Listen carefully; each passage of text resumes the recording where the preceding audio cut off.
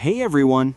Don't forget, your likes help our team understand if you're enjoying the video, and your comments help us improve. So leave a like to support Dragon Ball content, and leave a comment so we can improve our stories and narrations for you. In a quiet afternoon, Goku and his friends enjoyed a well-deserved rest after the last battle against a formidable enemy. While the sun was setting on the horizon and the aroma of freshly cooked food filled the air, Goku was immersed in deep thoughts while observing the starry sky. Suddenly, a strange feeling invaded him. He closed his eyes and focused on that feeling. Flickering images began to appear in his mind, like flashes of a future to come. The energy flowed through him, connecting him with a destiny yet to be fulfilled. "Goku, what's wrong with you?" Krillin would say, noticing him lost in his gaze. "You look weird." With a flash in his eyes, Goku opened his eyes and observed his friends with an expression of amazement. "I have seen the future," Goku would exclaim, drawing everyone's attention. "What are you talking about, Kakarot?" Vegeta would say. "I have seen the future," Goku would say. "Idiot, don't say the same thing twice. Detail a little more," Vegeta would say in a bad mood. Intrigued, his friends would approach, eager to hear what Goku had to say. Goku described what he had seen in his vision. He saw a formidable enemy whose darkness threatened to consume the world. He had visualized epic battles and moments of despair, but also moments of union and hope. He saw his friends fighting alongside him, each one showing his courage and determination in the battle for good. "Although the path that is approaching will be difficult, I have also seen our strength and our ability to overcome any challenge," Goku would say, with a serenity that inspired confidence in everyone. "But are you sure?" Piccolo would say. "Goku, I'm not surprised you saved the day in those things or that you fight with Vegeta," Krillin would say. "But we fighting by your side? It's true, these insects would only get in the way," Vegeta would say. "I know what I saw," Goku would say. "Remember that in the Tournament of Power they also fought with us? Huh, they only filled the places so that they do not disqualify us," Vegeta would say. "Well, thanks to that we are alive," I would say. 18. "Vegeta, 17 was left after you, is said of nothing," Goku would say. "Anyway, I'm not going to believe that you can see the future and that the others will be useful for something," Vegeta would say. "Vegeta, this is serious," Goku would say. "If I saw the future, it is for something. We cannot fight each other. We have to be more united than ever to protect the Earth." Goku's words would fill his friends with determination and courage. Although they had never trusted the visions of the future, they knew that if Goku had seen something, it should be taken seriously. "I will train," Krillin would say. "I will train as if the danger was to come tomorrow. I'm always training. I won't need a rival to threaten our lives to make me stronger," Piccolo would say. "Gohan, you should take it into account." "Yes, I know, Mr. Piccolo," Gohan would say.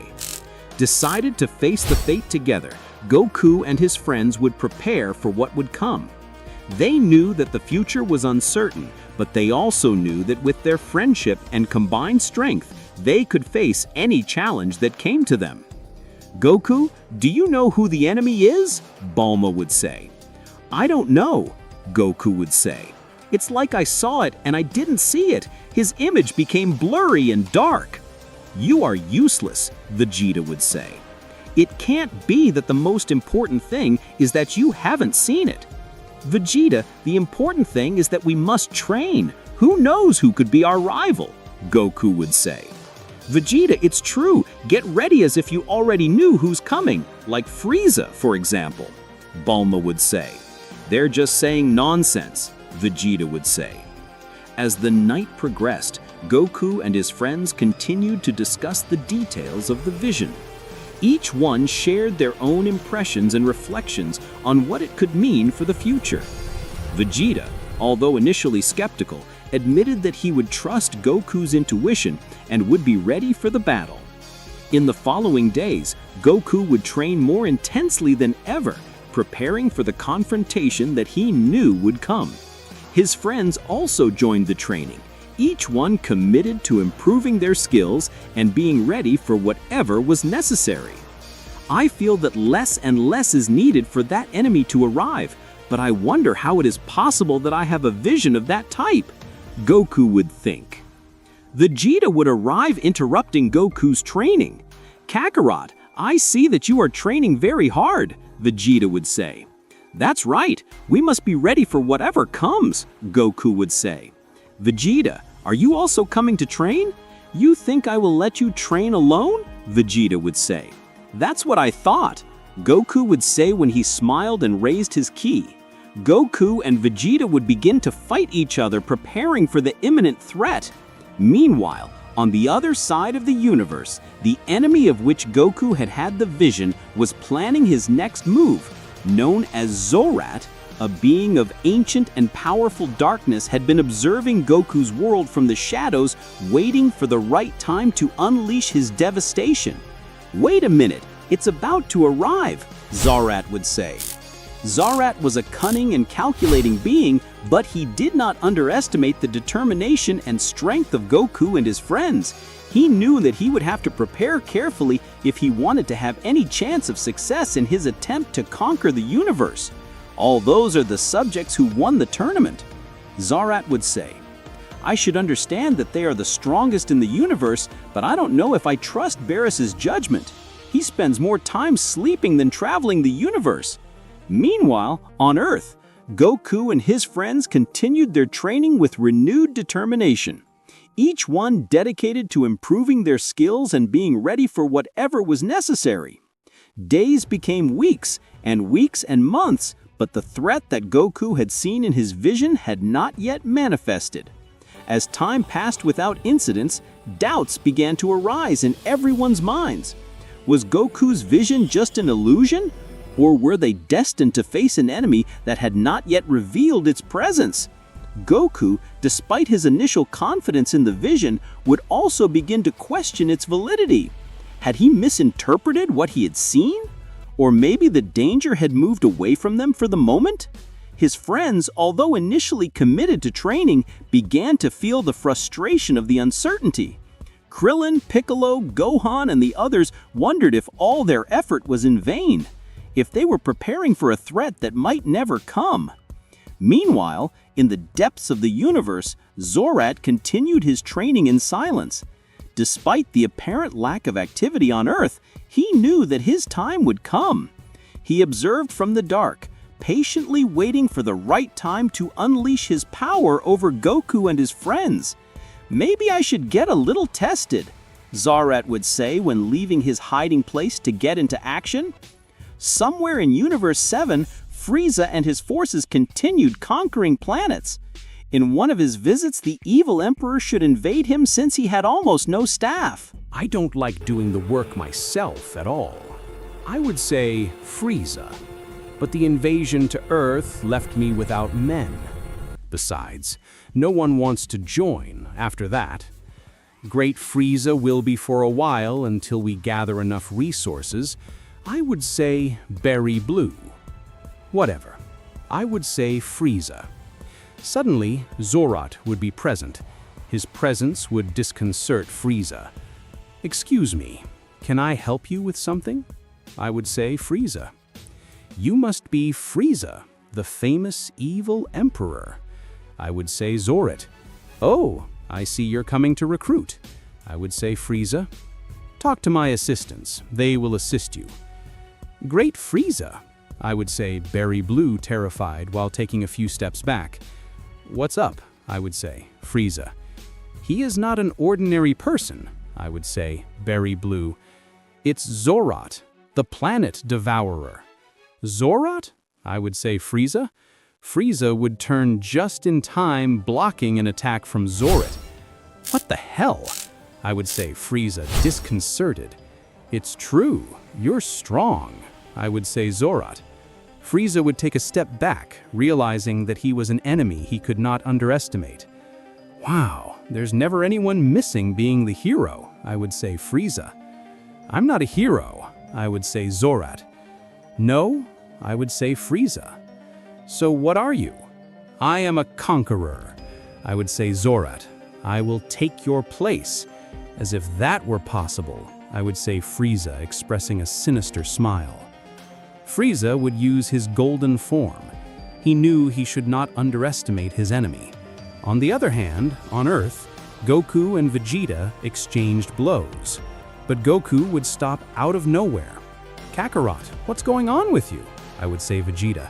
It's strange, but it's like he remembered part of my Wishin. I would say Goku. What do you mean by that?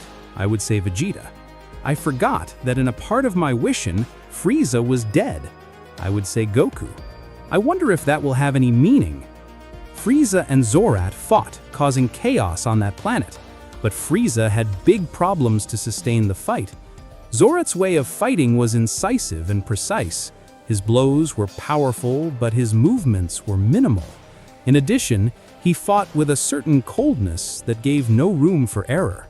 Little by little, Frieza would feel the rigor of combat. He was desperate to do something. Demons, what kind of race is this guy? I would say Frieza. It can't be. I thought Zorat was part of a legend, but it really exists. I would say Berry Blue. Berry Blue, what's going on? I would say Kikano. Zorat is known to be the planet devourer. He feeds on them, getting stronger. I would say Berry Blue. It has to be a joke. There was never anyone like that. I would say Kikano. Well, it exists. It looks like he's been inactive for a long time. I would say Berry Blue. Zorat hit Frieza over and over again. The evil emperor no longer knew what to do. Damn it, I'll finish you anyway, I would say Frieza. I wouldn't let you go out with yours. Frieza would launch a powerful attack of ki to Zorat, but he would disappear at the last moment. Zorat was behind Frieza and would hit him in the nape. The evil emperor would fall to the ground while losing his golden form. Your words are empty, I would say Zorat. It makes no sense for you to say what you can't do. You bastard, I would say Frieza. Frieza would support his hand on the ground. He would send an attack to the core of the planet with the aim of destroying it completely.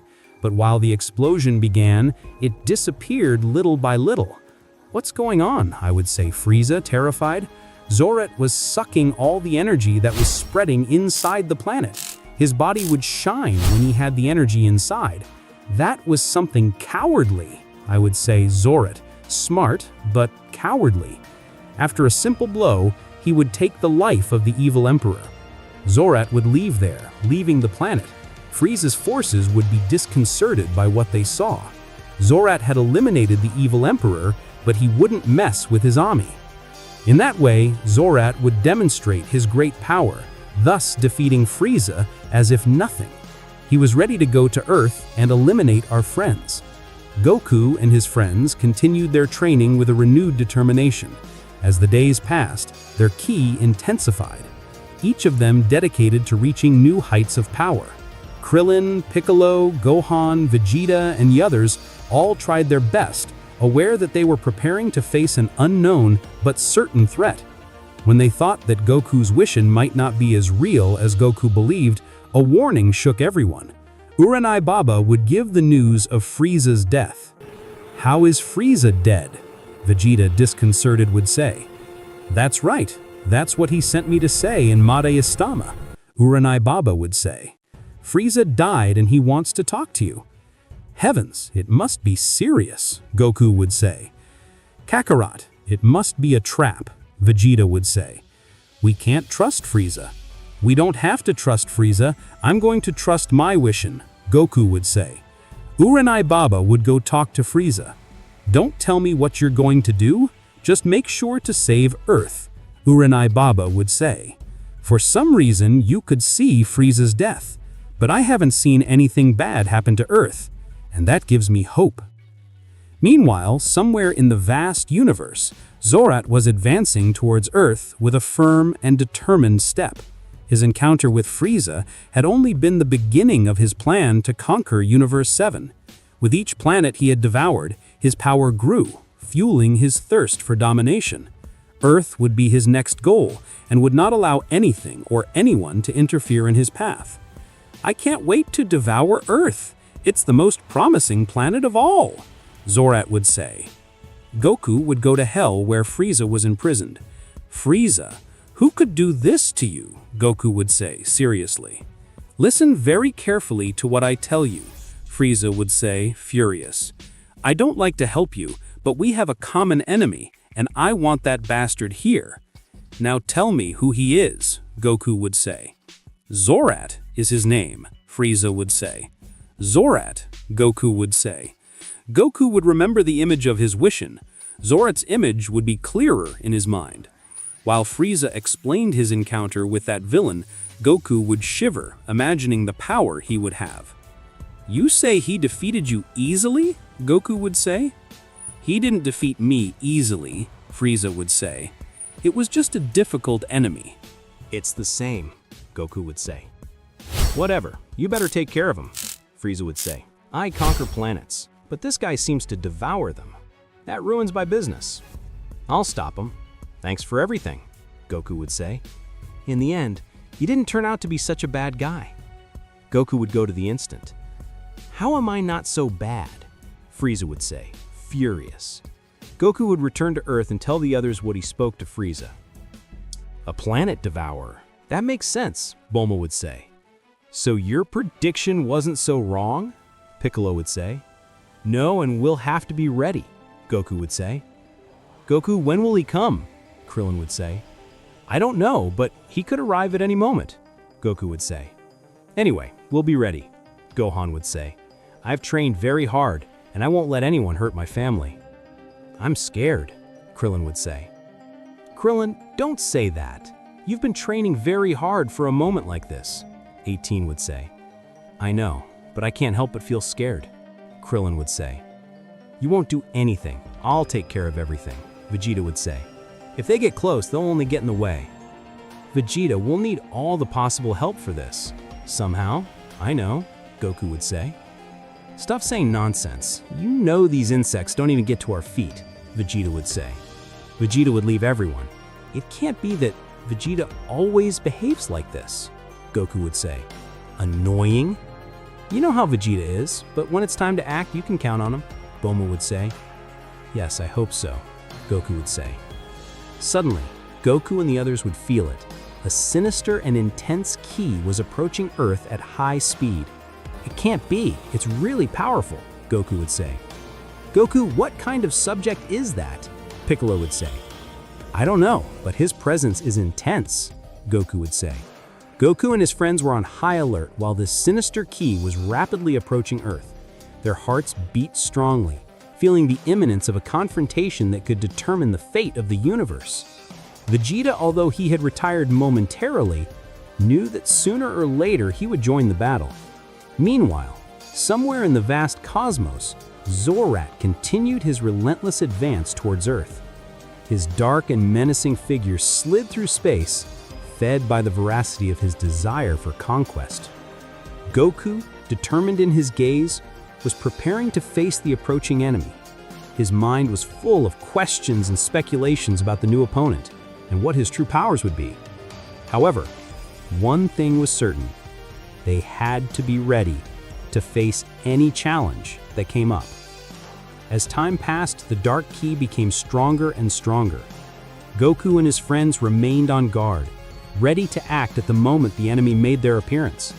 Suddenly, the sky darkened, and an imposing figure descended from the firmament, wrapped in an aura of darkness and malice.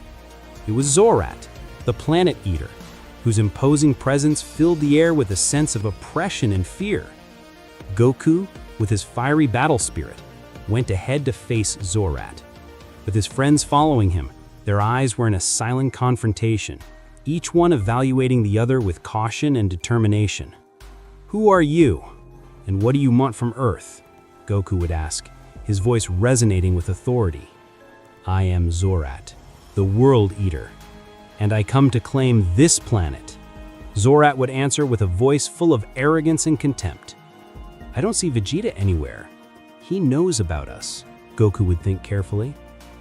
Goku would tighten his fists with determination, prepared to defend his home with all his strength. His friends aligned behind Goku, ready to support him in the battle that was approaching. "The Earth will never fall into your hands, Zorat," Goku would say firmly. "We will stop you, whatever it takes." "Yes, what Goku said!" Krillin would say, pretending to be brave, although he was more terrified than everyone present. "Mr. Piccolo, this guy is not normal," Gohan would say. "No, he is definitely out of our reach," Piccolo would say. Zorat released a dark and challenging smile, displaying his power with an overwhelming intensity. The earth trembled under his feet, while his dark ki unleashed in a wave of destructive energy. "I admire you, Goku, for your bravery," Zorat would say with a twisted smile. "Your bravery will not be enough to stop me. Now you will know the true power of Zorat." With a battle cry, Goku would launch forward, unleashing all his power in a fierce attack against Zorat. The two warriors would collide in an explosion of energy, sending shockwaves through the landscape. Goku and Zorat exchanged blows and attacks in a frenzy of action and power. The skies lit up with the glow of their colliding energies, while the earth trembled under the impact of their attacks. Goku should transform into Super Saiyan Blue to be able to fight. Zorat's strength was imposing, and his energy seemed infinite. "Damn it, I can't even understand how strong he is," Goku would think. Goku unleashed all his potential. Every blow he threw was imbued with unstoppable force, while he fought with all his being to protect his world from Zorat's threat. For his part, Zorat proved to be a formidable opponent, with a skill and strength that challenged all understanding. His attacks were fast and precise, each designed to inflict the maximum damage on his opponent. Meanwhile, Goku's friends watched with astonishment and concern the intense battle that took place in the sky. They knew that the fate of the world was at stake and prayed that Goku could come out victorious. Gohan, determined in his gaze, was preparing to join the battle with his father. He knew that he had to be there to support him in his moment of need and would not allow anyone to get in his way. But Piccolo would stop him by holding him by the arm. "Not so fast," Piccolo would say. "You'll only get in the way." "But," Gohan would say. "Listen to me, this is not the time," Piccolo would say. Suddenly, an explosion of energy shook the battlefield, sending shockwaves through the sky. Goku and Zorat separated, looking at each other with a mixture of astonishment and determination. "You haven't seen anything yet, Goku," Zorat would say with a voice full of fury and challenge. "I am unstoppable. I am invincible." Goku would breathe deeply, channeling his inner energy while he prepared for the last confrontation. He knew that this battle would define the fate of the Earth and was determined not to let down those who trusted him. "I will not let that happen," Goku would say firmly. With a battle cry, Goku would throw himself forward, unleashing all his power in a final attack against Zorat. The two warriors collided in an explosion of energy, with the fate of the universe hanging by a thread. But Zorat would prove to be even stronger than he seemed. In response to Ki's attack, he would raise his ki more than expected. Goku would fall to the ground badly injured, with his destroyed uniform and releasing humor. "Damn it," Goku would say. "It's time to end this, Zorat," Zorat would say. Zorat would throw himself at Goku, but a ball of ki that crosses in his path would stop him. "It was time," Zorat would say as he looked to one side. "Vegeta," Goku would say. "I see you like to show off," Vegeta would say. "I thought you would hide." Zorat would say, "I just let Kakarot fight you first." Vegeta would say, "So then it doesn't bother me. I'll prove that I can beat you without anyone's help." "Wow, you look very reliable," Zorat would say. "But I doubt you can do anything." "Shut up, insect," Vegeta would say when exploiting his Kai. Vegeta would transform into Super Saiyan Blue, ready to fight with all his strength. "That idiot Vegeta could have helped from before," I would say. 18. "I think Vegeta has a plan." Piccolo would say. Vegeta would throw himself at Zerot. He would attack him with a series of consecutive blows. Even so, he could not connect a single attack. Zerot could read all his movements very easily. Goku, Vegeta, and his friends were in a desperate situation. Zerot, the devourer of planets, had reached Earth with an unstoppable strength, challenging even the abilities of the most powerful warriors on the planet. Despite Goku and Vegeta's efforts to stop him, Zerot seemed to be one step ahead at every moment, dodging each of Vegeta's blows with impressive agility and dexterity. Meanwhile, the Earth trembled under the pressure of the epic confrontation that was taking place in the sky. The citizens watched from below, astonished and terrified by the magnitude of the battle that was raging over their heads. In the midst of the chaos, Bulma and the others tried to keep calm and find a way to help their friends. "We have to do something to help them," Bulma would say with determination in her voice. "We can't stand here doing nothing while they fight to save the planet." "But what can we do?" Krillin would ask with a worried look on his face. "We don't have enough power to do anything." "Krillin is right," Piccolo would say. "We can't do more than watch." "Piccolo, don't tell me you've become a coward too," Bulma would say. "I can barely read his movements," 17 would say. Goku was away from the others, although he was still watching from a distance. "Goku, aren't you going to do something?" Furious Bulma would say. Goku would watch Bulma for a moment, although he wouldn't answer. He knew that when it came to a battle, there were other things at stake. "Vegeta, we have to join our attacks to defeat him," Goku shouts, throwing a burst of energy towards Zerot. "Kakarot, stay out of this," Vegeta would say. "You too can do something," Zerot would say. "So do whatever you want. Kakarot," Vegeta would say, as he unleashed a series of key explosions against his enemy. "Now," Goku would say. The two warriors launched together towards Zerot, combining their attacks in a coordinated assault. However, Zerot proved to be a formidable opponent, dodging each blow with disconcerting ease. Despite their efforts, it seemed that they couldn't hurt him. Goku and Vegeta were in big trouble. They couldn't face their rival. "I have to avoid the Whis at all costs," Goku would say. Goku at one point would force his ki and launch with everything towards Zerot, connecting with all his body. He had given a direct blow, sending Zerot far away. "It was a good blow, but it's not enough to stop it," Vegeta would say. "I know, we have to merge," Goku would say. "Demons," Vegeta would say in a bad mood, since he didn't like that idea. "With what do you want to merge?" Zerot would say. "Go ahead, you can do it." "What are you talking about?" Vegeta would say. "I like this, fighting strong subjects, and to be honest, I haven't had the opportunity to face someone of my caliber," Zerot would say. "So go ahead, do that fusion. I want to see what you're capable of." Goku and Vegeta would observe each other, doubtful of what was happening. They suspected that Zerot was up to something, but even so, they would start with the steps of the fusion. "I think we'll have to get away from here," 18 would say. "Yes, this will be dangerous," 17 would say. Goku and Vegeta would finally merge. Zerot was impressed. His spirit was full of emotion for having a real fight. "Really? Okay, do it. Being honest, I would never have believed it possible," Zerot would say. "Now I want to see what you're made of.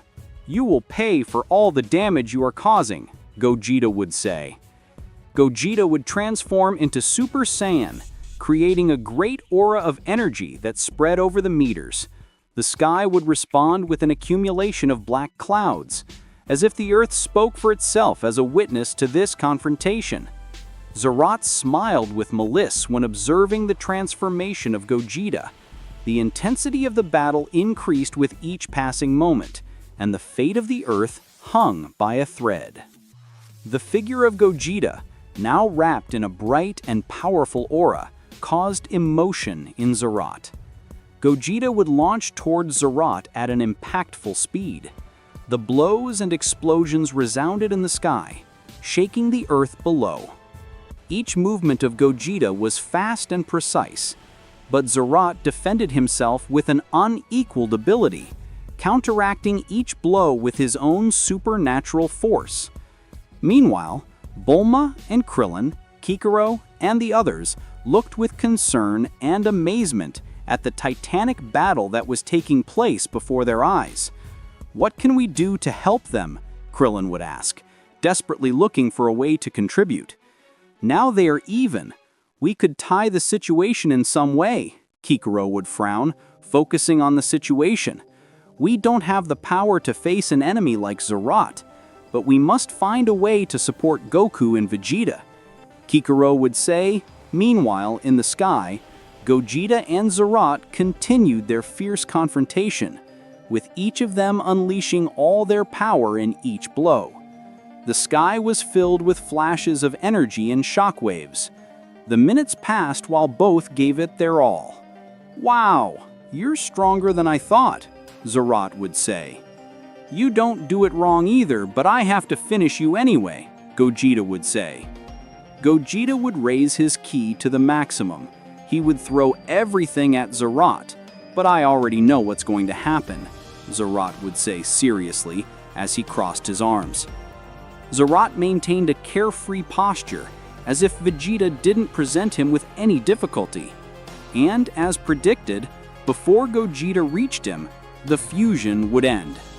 "It can't be," Goku would say terrified. "The fusion?" Vegeta would say disconcerted. Zerot's confident smile shook Goku. "You knew it?" Goku would say. "Wow, you've noticed." Zerot would say. "Kakarot, what are you talking about?" Vegeta would say. "Zerot can see the future," Goku would say seriously. "I imagine that's why he's here." "And you've noticed. I didn't expect that," Zerot would say. "Kakarot, what are you talking about?" Vegeta would say. "Zerot knew this day would come," Goku would say. "And how was everything going to happen?" "You're very observant," Zerot would say. "I knew everything, the stupid fusion, your friends supporting you. Although I must confess that I didn't see that you noticed. But nothing will change that mission you had." "Wait, how do you know?" Goku would say terrified. "Because I also have the same missions as you." "How?" Goku would say. "I also have the same missions as you." From nowhere, Zerot would reach Goku with a knee under his stomach. In that precise moment of pain, he would have a vision of the Earth being destroyed. Zerot would also see it, so he would understand that it was the moment. Goku would fall on his knees by the force of the impact. Vegeta would try to get up, but he would reject it with an attack from here. Both warriors were on the ground. They couldn't move. Zerot's eyes would light up, while a sinister aura would envelop him. "It's time to consume this world," Zerot would say. Zerot would raise his hands to the sky. The clouds seemed to explode with each other, while the earth was shaking. "What's going on?" Bulma would say. "It seems that it is absorbing the planet," 18 would say. Goku and Vegeta fought to stand up, but they knew that Zerot's power was overwhelming. Vegeta would take courage to throw himself at his enemy, but Goku would take him by the shoulder at the last moment. Goku with the teleportation would take Vegeta. Both were on the planet of Beerus. "Kakarot, what did you do?" Vegeta would say, disconcerted. "Wow, it looks like they were fighting," Whis would say. "Whis, we need your help," Goku would say. At that moment from space you could see how the planet Earth consumes itself. Zerot had just absorbed the planet, taking all the lives it contained. "It was not a big deal, but everything adds up," Zerot would say. "It is a very small planet, after all." Zerot would leave knowing that he had fulfilled his mission, although the new prophecy had been fulfilled as expected. He had not realized Goku and Vegeta's flight. On the other hand, Goku and Vegeta had just explained to Whis what had happened. Although Zorad, we had already forgotten about him, Whis would say. Do you know him? Goku would say. Of course. After all, he was an old rival of Beerus. But after his last defeat, he did not reappear, Whis would say. So Beerus is stronger than Zorad? Vegeta would say. That was 100,000 years ago. Beerus from before is not compared to the one now, Whis would say. So let's ask him to take care of Zorad. Surely he will win, Goku would say. It is not convenient to ask a god of destruction for these things. The mortals should be able to solve their own matters for themselves, Whis would say. Beerus would arrive yawning. He had just waken up from a nap. What a mess, Beerus would say. Beerus, don't you want to defeat Zorad again? Goku would say. Zorad? Beerus would say. Zorad. He remembered it faster than I thought, Whis would say. What do you know about that guy? Beerus would say. He just destroyed the Earth, Vegeta would say. Goku and Vegeta would begin to explain the situation to Zorad, especially about the visions. The latter would leave Beerus bewildered. Since when do you have those visions? Beerus would say seriously. Well, not long ago, Goku would say. The truth, this was the first time. Beerus was tense about the situation. He didn't like at all that Goku was able to have visions. Idiot. Having visions connects you to him, Beerus would say. What are you talking about? Goku would say. Confused. It's a somewhat confusing topic, but last year Beerus also had those visions and they were shared with Mr. Zorad, Whis would say. Really? Goku would say. That fool was left with my skill in some way, and Zorad knows it, Beerus would say. Hey, how strong has Zorad become? Well, he rivaled us with the fusion, Goku would say. That's not a small thing, Whis would say. Damn, this complicates it, Beerus would say. Does that mean you can't against us fused? Goku would say. Say something like that again and I will finish you, Beerus would say, furious. On the other hand, in the past, Enmadayo-sama had just received news that would leave him more stressed than he was. How was the Earth eliminated? Enmadayo-sama would say. That's right. All the souls arrived here at once, one of his assistants would say. The Beyond was more and more saturated by all the souls present. There were more than those who managed to give direction to heaven or Earth. I have to do something about it, Enmadayo-sama would say. Zorad was still traveling through Universe 7. Each planet he visited was a planet that he absorbed by increasing his powers. There were fewer and fewer, and Zorad was closer to his goal. If I continue like this, I will be the strongest in the entire universe, and not even Beerus will be able to stop me, Zorad would say. Suddenly, Zorad would stop for a severe headache. The same would happen to Goku on the other side of the universe. Both just had the same vision. It was not clear, but what they saw was a series of explosions in space. Is an important fight coming? Zorad would say, reflecting for a moment. Goku, what did you see? Beerus would say. I don't know, but it's not good at all, Goku would say. It's as if Universe 7 exploded completely. You have to be a little more specific, Beerus would say. There will be a very important fight, Goku would say, seriously. The destruction of the Earth had left a deep void in Goku and Vegeta's hearts. Meanwhile, Zorad, the Planet Eater, continues his relentless march through Universe 7, absorbing the energy of each world it crosses. With each absorption, his power becomes more formidable, feeding his insatiable thirst for domination. On the planet of Beerus, the gravity of the disaster becomes evident.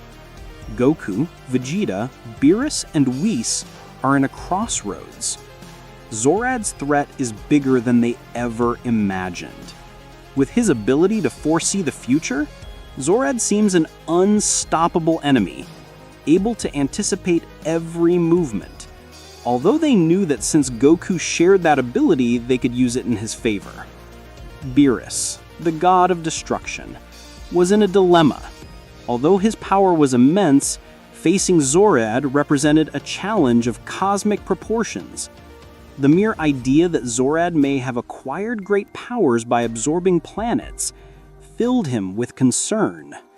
However, as God sees the destruction of Universe 7, he knows that he cannot allow Zorad to continue his reign of terror. Very well, Whis, look for him. I will take care of him. Are you sure you can beat him? Whis would say. Don't underestimate me, Beerus would say. I'm the god of destruction. If I could beat him before, I can beat him now. Meanwhile, in the beyond, Enmadayo-sama was dealing with the consequences of the destruction of the Earth. The sudden flow of souls to the other world was causing damage to his system. The souls were arriving in overwhelming quantities. Enmadayo-sama faced the task of directing each of them to their appropriate destination. On the other hand, in Universe 7, Zorad continues on with his mission. Every planet he visits falls under his domain, and his power continues to grow. Upon reaching a new planet, he meets the presence of Beerus. Wow, look who showed up, Zorad would say with a mocking smile. But if it's my old friend Beerus, the god of destruction, I am not your friend. We never were, Beerus would say. Zorad, I have come to stop you. You are putting the universe in danger. I wonder why you come after all. The one who shares my visions with me is Goku, Zorad would say. Beerus grumbled in anger at Zorad's comment.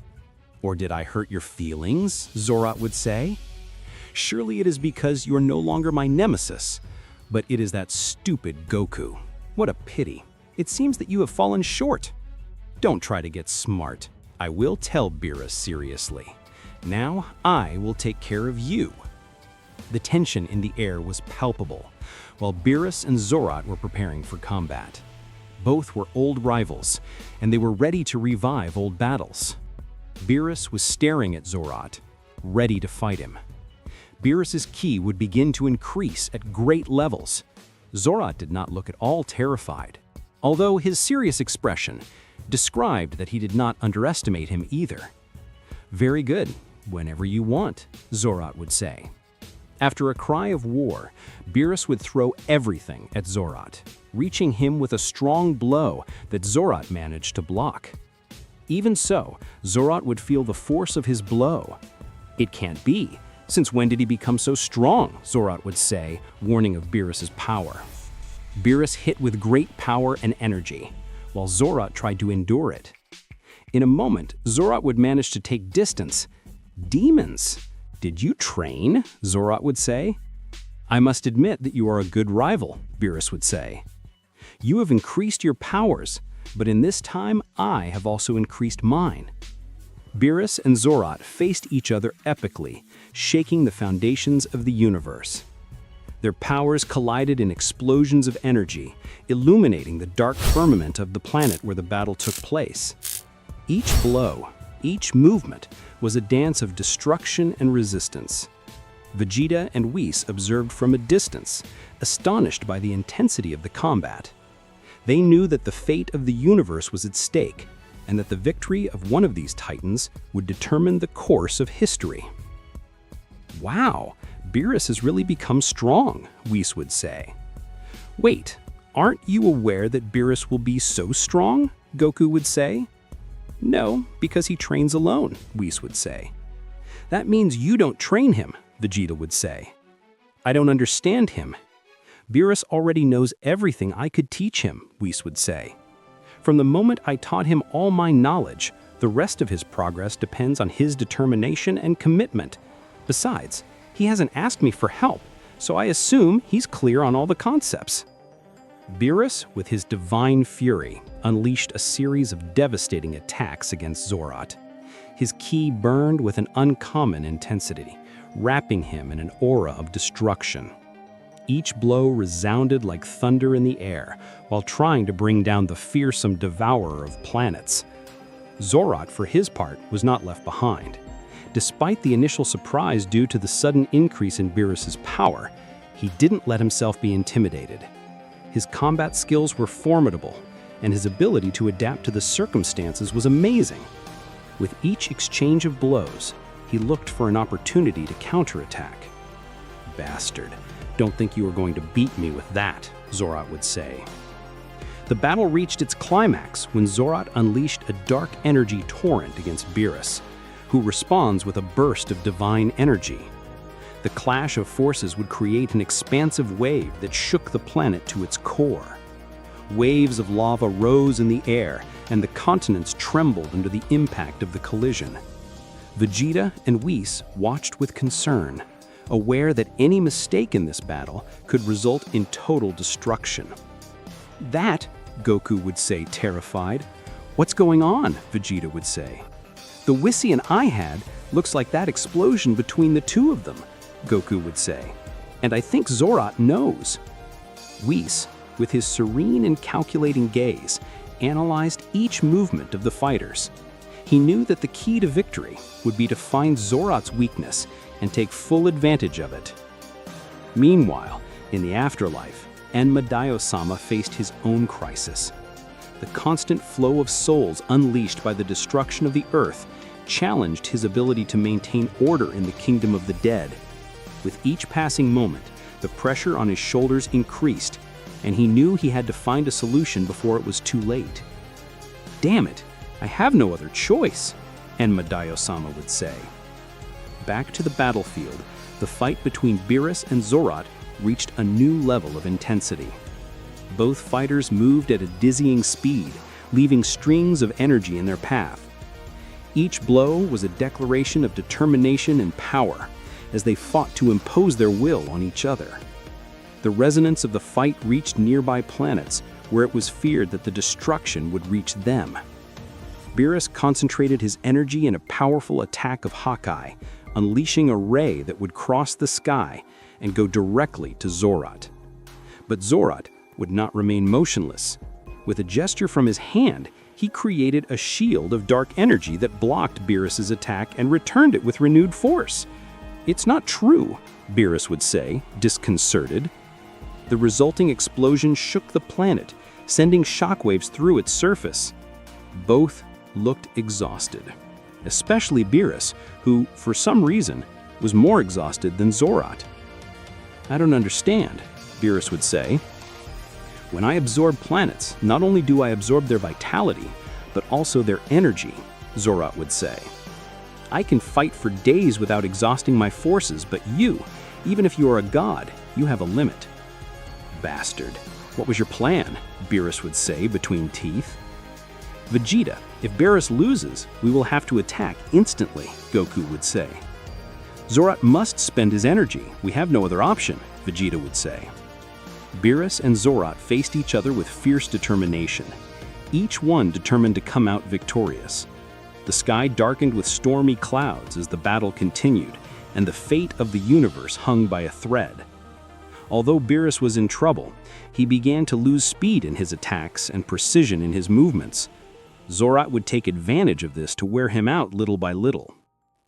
In the afterlife, Enma-Daio-sama faced an increasing challenge. The flow of souls did not show any signs of decreasing, and chaos threatened to consume everything in its path. With a sigh of determination, he prepared to face the crisis with all his strength, knowing that the fate of countless beings depended on his ability to restore order. "Son of a bitch, I am becoming the person who had the most lives in Universe 7. So," Frieza would say. "You bastard, you are a cheating Beerus," Enma-Daio-sama would say. "You are going to become the person who had the most lives in Universe 7. So," Frieza would say. "I will take care of it then," Enma-Daio-sama would say. Thanks for the advice, Frieza would say when leaving. Back to Universe 7, the battle between Beerus and Zorat reached its climax. Both fighters were determined to overcome the other at any cost. The sky was illuminated with flashes of energy while their powers collided over and over again. In a moment of respite, Beerus concentrated and channeled his ki in a last desperate effort. With a scream of war, he would unleash a final attack against Zorat, throwing himself at him with all the strength of a god of destruction. Zorat, however, would not stay with his arms crossed. With a quick gesture, he counterattacked with a blast of dark energy, creating an explosion that enveloped Beerus and threw him back with devastating force. The impact would be catastrophic, creating a crack in the ground and sending rubble flying everywhere. Goku, Vegeta, and Whis looked in horror as the dust settled and the fate of the battle was clear. "No, Beerus," Goku would say, sad. Beerus lay on the ground, wounded but not defeated. His divine aura had diminished, but his gaze burned with determination. He knew that the battle was not over yet, and that he had to find the strength to get up and face his enemy one more time. "I think your fate is clear," Zorat would say. Zorat would approach slowly. His imposing presence filled the air with a feeling of imminent danger.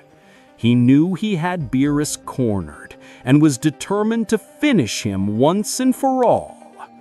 "I will not let you get away with yours," Beerus would say with great determination. Beerus would prepare to launch with everything toward Zorat, but Zorat would take advantage, reaching Beerus with a powerful fist blow. Beerus would fall to the ground after coughing blood. He could not move. While Beerus lay on the ground, with his body exhausted and bleeding, the silence in the battlefield was disturbing. The ground was cracked, the vegetation crushed, and the air loaded with the residual energy of the colossal fight. Zorat would laugh impudently, while his dark aura enveloped him like a cloak of shadows. "It's your end, Beerus," Zorat would say. Vegeta would squeeze his fists and his body trembling with fury and impotence. "We can't stay here doing nothing," Vegeta would say between teeth. "If Beerus falls, Universe 7 is doomed." Goku, with his usual determination, would take a step forward. "Whis, we must intervene. If Beerus can't defeat him alone, we must help him," Goku would say. Whis agreed with his serene but worried expression. "It's true, the situation is more serious than I imagined, but they must be strategic. They can't just launch without a plan," Whis would say. Meanwhile, in the afterlife, Enmadeo-sama closely observed the events that were taking place. Her mind was busy with the constant flow of souls that came after the destruction of Earth, but she knew that she had to trust the warriors of Universe 7. Frieza's appearance, however, had added an additional layer of uncertainty. "I hope Frieza keeps his promise," Enmadeo-sama would say. While he had his eyes fixed on the crystal sphere that showed the battlefield, Beerus would stand up, although his legs trembled. He could hardly stand up by himself. "Bastard!" Beerus would say. When Zorat was about to launch, Goku and Vegeta would arrive out of nowhere. Without losing a second, they would turn into Super Saiyan Blue. The two of them would launch a great ki attack toward Zorat. This would be covered just in time, preventing him from receiving any damage. Zorat would lost in a cloud of smoke, while Goku and Vegeta took Beerus. "What are you doing?" Beerus would say. "We can't help you. We need all the help we can get," Goku would say. "They just came to waste their lives," Beerus would say, agonizing. A ki ball would hit them, making them fall to the ground. "Do you think with that silly distraction you can get rid of me?" Zorat would say. "Damn it," Goku would say. Goku would take his fingers to his forehead to escape with the teleportation, but before he could do it, Zorat would come to him with a knee that would throw him away. Then he would kick Vegeta away too. When Zorat was about to eliminate Beerus, at that moment, Frieza would appear on the planet. His malevolent and golden aura would attract everyone's attention. "Wow, it seems that I arrived just in time," Frieza would say with a sadistic smile. "How?" Zorat would say. Goku and Vegeta would turn their surprised heads. "Frieza? What are you doing here?" Goku would ask. "King Madeo-sama has sent me to help," Frieza would answer.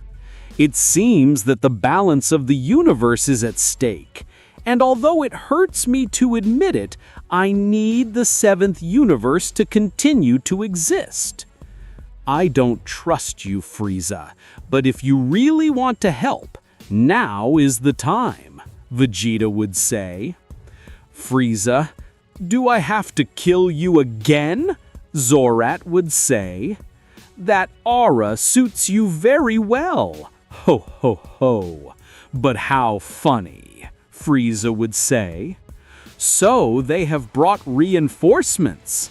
But not even all of you together can stop me," Zorat would say. "I think if the three of us fight at the same time, we can beat you," Frieza would say. "I have nothing to lose. After all, I'm already dead. But if I eliminate you, you will return my life." Frieza would use his golden form, while Goku and Vegeta would take a step forward. The three of them were ready to fight. "It makes no sense for them to do this. The energy Zorat spent is very little," Beerus would say. "They have no chance." The sky would light up with the glow of their auras as they launched toward Zorat. The coordinated attacks were precise and powerful, each of them seeking to exploit a weakness in the defense of Zorat. The Planet Eater did not feel the need to fight seriously. None of them could go against him. With a roar, he would unleash a wave of dark energy that spread through the battlefield, forcing the attackers to disperse. "You will not be able to defeat me with those insignificant attacks," Zorat would scream, with his voice resonating with a mixture of fury and power. But the warriors of Universe 7 would not be intimidated. Goku and Vegeta continued to attack fiercely, while for his part, Frieza deployed a series of fast and precise attacks, seeking to wear out the enemy. In the midst of chaos, Beerus began to regain his breath. The spirit of the three warriors to fight a lost battle would fill him with courage. His body was bruised and wounded, but his determination burned stronger than ever. "I can't let them fight alone," Beerus would say as he stood up with effort. With an explosion of energy, Beerus would reincorporate into the battle. His divine aura shined with renewed intensity. "Zorat, don't think you have won," Beerus would scream as he launched towards the planet Eater. The presence of Beerus renewed the hopes in Goku's and the others' hearts. With their leader back in the fight, they redoubled their efforts, attacking with a ferocity that surpassed anything Zorat had faced. "Hakai!" Beerus would scream, unleashing a powerful burst of destructive energy.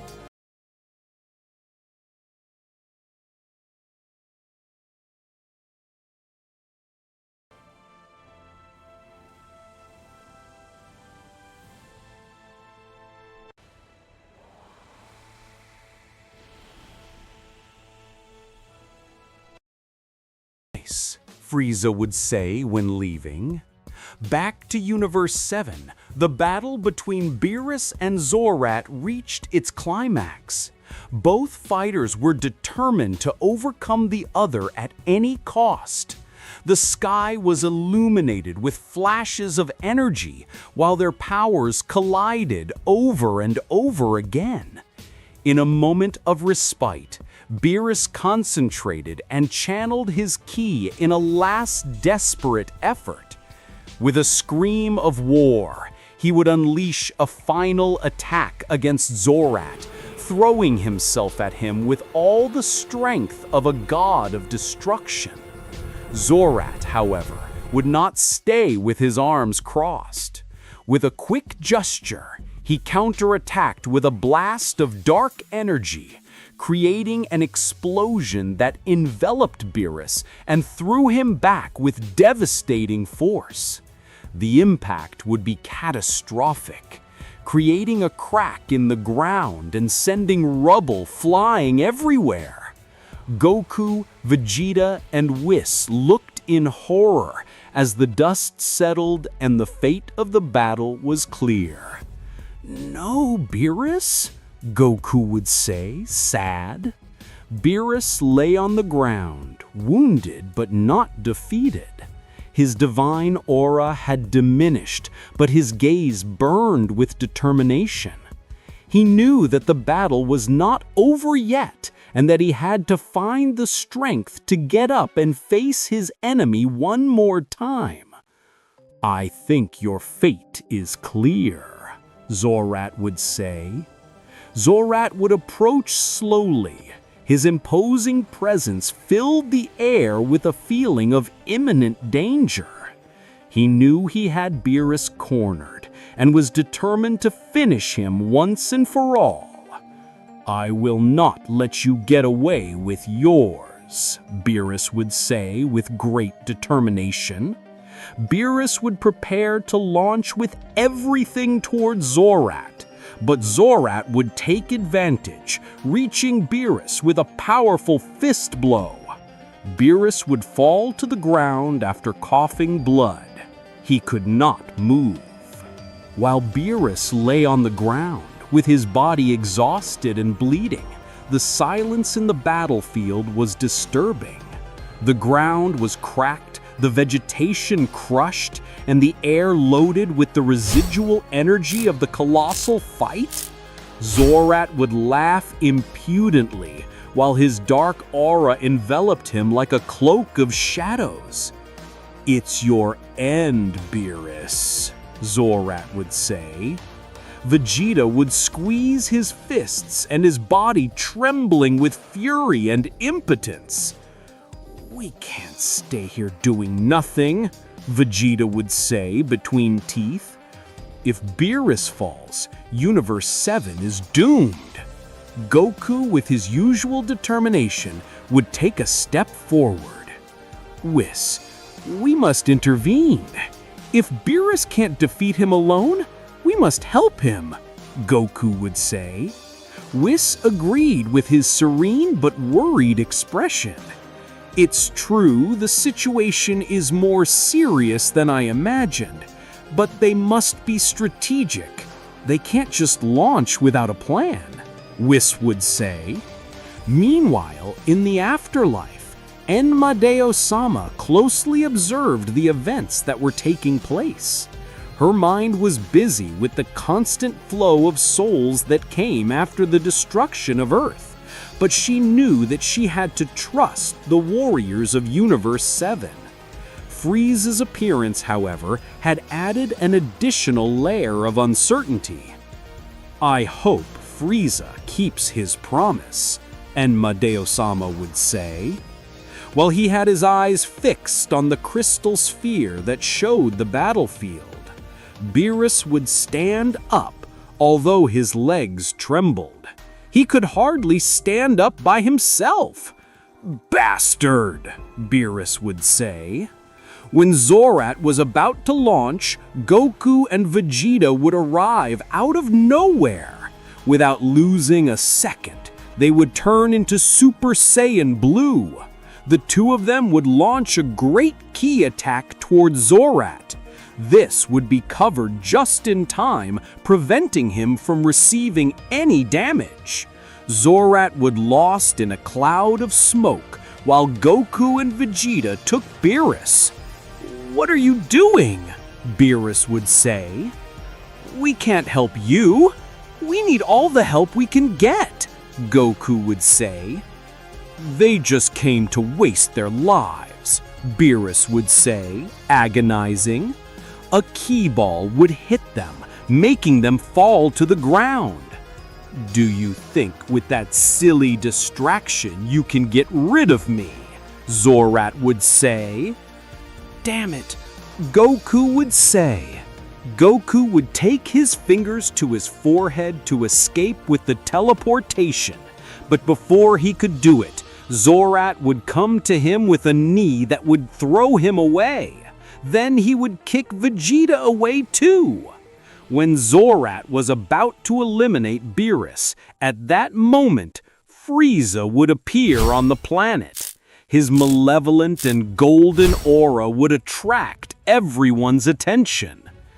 "Wow, it seems that I arrived just in time," Frieza would say with a sadistic smile.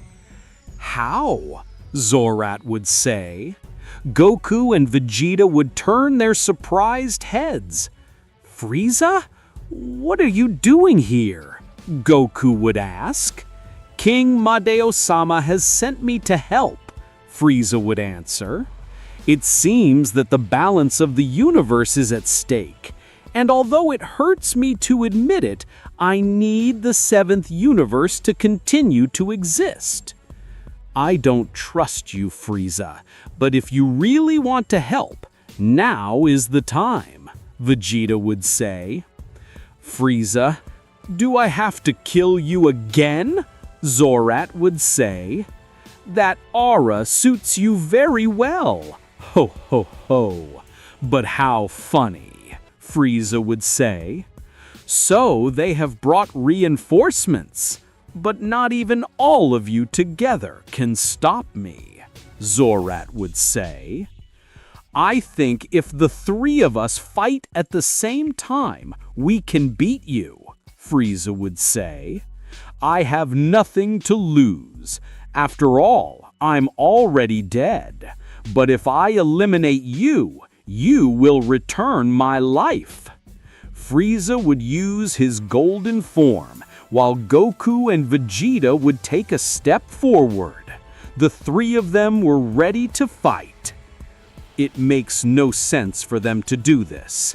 The energy Zorat spent is very little," Beerus would say. "They have no chance." The sky would light up with the glow of their auras as they launched toward Zorat. The coordinated attacks were precise and powerful, each of them seeking to exploit a weakness in the defense of Zorat. The Planet Eater did not feel the need to fight seriously. None of them could go against him. With a roar, he would unleash a wave of dark energy that spread through the battlefield, forcing the attackers to disperse. You will not be able to defeat me with those insignificant attacks, Zorat would scream with his voice resonating with a mixture of fury and power. But the warriors of Universe 7 would not be intimidated. Goku and Vegeta continued to attack fiercely, while for his part, Frieza deployed a series of fast and precise attacks, seeking to wear out the enemy. In the midst of chaos, Beerus began to regain his breath. The spirit of the three warriors to fight a lost battle would fill him with courage. His body was bruised and wounded, but his determination burned stronger than ever. I can't let them fight alone, Beerus would say as he stood up with effort. With an explosion of energy, Beerus would reincorporate into the battle. His divine aura shined with renewed intensity. Zorat, don't think you have won, Beerus would scream as he launched towards the planet Eater. The presence of Beerus renewed the hopes in Goku's and the others' hearts.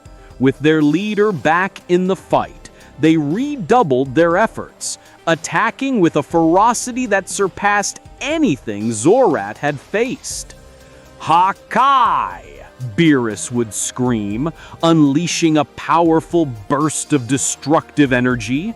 Zorat, surprised by the intensity of the attack, would barely manage to block it.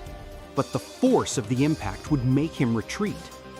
This is not over, Zorat groaned, preparing for a counterattack. Beerus would channel all his energy in one last attack. He would launch toward Zorat with an amazing speed. Hakai! Beerus would roar again, this time with all the strength of a god of destruction. The impact would be devastating. Zorat would scream in pain while the destructive energy enveloped him. Anyway, Zorat, with an effort, takes away all the destructive energy. I think I've played too much with you, Zorat would say. Zorat would hit Beerus hard on the chest. He would cough blood. Beerus! Goku would say. Frieza would stand in front of Goku, stopping him. What are you doing? Goku would say. The right thing, Frieza would say. But for me! Go with Vegeta and do what you have to do. But we have to defeat him because I want to be alive again. Frieza, Goku would say, disconcerted. Beerus would fall on his knees with his eyes blank. He didn't react.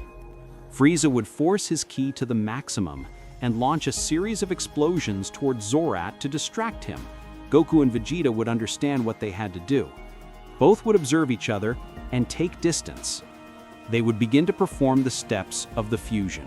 He had already failed that option, but it was the best they had. Gogeta would reach Zorat and kick him away. Frieza would fall on his knees for all the energy he had lost. Heavens, that was exhausting, Frieza would say. Even if he is dead, the agony feels the same. Zorat, it's enough, Gogeta would say. Zorat for a moment would have a vision of a large energy ball in the sky. Eh? Zorat would say, confused. Gogeta, being part of Goku, had had the same vision. What was that? Gogeta would say. I know you saw the same as me, but don't think you'll do something like that, Zorat would say.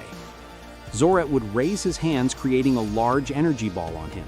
Gogeta was prepared to do everything possible to stop it, but he would notice that it was not the same as his Wishin. Observe it well, it is not the one of the Wishin, Gogeta would say. Zorat would observe his energy ball. He knew that Gogeta was right. That doesn't mean anything, Zorat would say. Even so, Zorat was nervous. Something in that energy ball generated some distrust. While Zorat kept the gigantic dark energy ball on his head, Gogeta knew that time was running out. The energy of the ball radiated with a sinister intensity, threatening to erase all traces of the battlefield and its occupants. Frieza, despite being on the verge of exhaustion, would stand up, hesitating, but his determination did not fail. Gogeta, we must destroy that thing before it's too late, Frieza would scream with his voice full of urgency. Gogeta was aware of the magnitude of the threat they were facing. Gathering all the energy possible, they would begin to prepare a final attack. The memories of Goku and Vegeta intertwined in his mind, creating a perfect strategy to face Zorat. Kamehameha! Gogeta roared, throwing a massive blast of blue energy towards the dark ball. Zorat would throw the energy ball. The Kamehameha would hit the sphere of Zorat, creating an explosion of light and shadows. The force of the impact would make the ground tremble and the air fill with suffocating pressure. However, Zorat's dark energy ball did not disintegrate. Instead, it would begin to absorb the energy of the Kamehameha, growing even more. Lose time? Zorat would say. It's not enough, Gogeta would think desperately. We need more power. The impact would end while Zorat enjoyed how he demonstrated his power. At that moment, Frieza, still in his golden form, would gather what little energy he had left and throw it out. Although Zorat blocks the attack, the distraction was enough for Gogeta to change his tactics. We are going to use the Genkidama, Gogeta would shout, invoking the technique that Goku had perfected over the years. We need everyone's power for this. It's true, said Frieza. Gogeta, the Genkidama asks for the energy of the beings of all the nearby planets. Frieza would observe Zorat. Zorat would remember the Wishin. It must be a joke, said Zorat. Gogeta would raise his hands, creating the Genkidama, a bright sphere of pure energy that slowly drained Zorat's energy. Small luminescent dots escaped from his body. It's not possible, said Zorat. No, it has to be a joke. Zorat, realizing the imminent danger, would try to launch his attack before the Genkidama was completed. But Frieza, with an impressive speed, would get in his way by deflecting the attack. Although it had cost him great suffering, I will not allow it! Gogeta would scream with his eyes full of determination. Finally, the Genkidama would reach its maximum size. Zorat would lose his balance by losing energy quickly. The Genkidama shone with a blinding light that illuminated the entire battlefield. Now, Gogeta roared, throwing the Genkidama towards Zorat with all his strength. Zorat, seeing the gigantic energy ball approaching, would release a roar of fury and desperation, trying to resist it with all his power, but the combined energy of Universe 7 was too much for him. The Genkidama enveloped him, disintegrating his dark energy. Frieza and Beerus would be sent far away by the force of the explosion of light and energy that shook the planet, disappearing the darkness and leaving the battlefield in silence once again. When the glow dissipated, Zorat had disappeared and the sky began to lighten up. Gogeta, exhausted, would dissolve into Goku and Vegeta, who would fall on their knees, breathing with difficulty. We did it, Goku would say, smiling despite his fatigue. I made a Genkidama too, Vegeta would say. Frieza, stumbling, would approach them with a cheeky smile. I hope that in Midai-sama he fulfills his promise, Frieza would say. Beerus was walking with difficulty. One of his arms did not respond. Then he would fall on his knees. Why? Didn't you think of the Genkidama before? Beerus would say. I'm sorry, I realized when I merged, Goku would say. I used Zorat's own energy to create it. Hey, it's better if you don't try. Whis must be coming to heal us. Suddenly, a ray of X would come out of Beerus's chest. The god of destruction would fall dead to the ground. Frieza, Goku would say, disconcerted. Idiot, I didn't go, Frieza would say. Zorat was standing in front of them, agonizing and losing blood, but still standing. After that confrontation with Broly, everything seemed to go normally on Earth, until suddenly something strange would happen. On Earth, a strange event would be happening. A gray mist covered everything in its path, all over the planet. Our friends would be looking for answers since the plants were dying. Also, the insects and some small animals. At one point, Bulma was studying all the data on Earth on her computer. Goku and Vegeta would come to talk to her. Bulma, Could you find out something? Goku would ask. Nothing. I have no idea what's going on. I'm just sure that the whole Earth is being affected, Bulma would say. Suddenly, Bulma would receive a call through her communicator. It was from Yako. Yako, what do you want? I'm busy, Bulma would say. I guess you're investigating a mist that's threatening life on Earth? Yako would say. Hey, how do you know? Bulma would ask. Because it's not just on Earth, it's all over the galaxy, Yako would say. How can a simple mist attack the whole galaxy? That doesn't make sense, Bulma Furioso would answer. Bulma, listen to him. Maybe he knows something, Goku would say.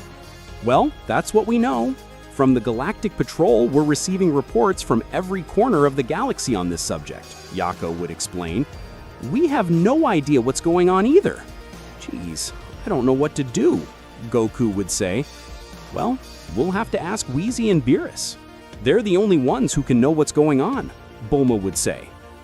On the planet of Beerus, the god of destruction was sleeping, while the angel would notice something unusual. Wow, how strange, Whis would say. While he watched as the trees lost their leaves, little by little, life on the planet would begin to fade while the fog grew present. Wow, it's been a long time since something like this happened, Whis would say. Whis' speech would sound because of Bulma's call. Whis, we need your help, Bulma would say.